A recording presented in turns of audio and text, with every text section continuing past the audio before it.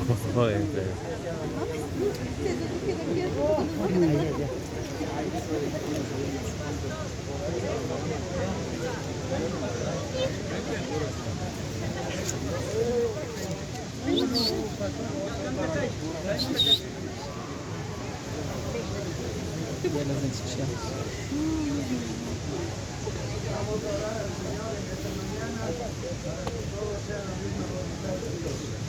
Querido Dios, en esta mañana te damos la honra, la gloria, la gratitud y la agradecimiento. Gracias, Padre, por darnos esta linda y hermosa oportunidad.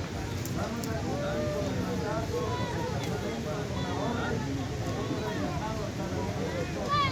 Padre, que estos muchachos sean la luz y la sal de la tierra y enseñarnos a vivir más con la diferencia para el pueblo y para el pueblo. Gracias, Señor, por el control, como siervo de esta mañana. Vamos a hacer el servicio y que todo sea bajo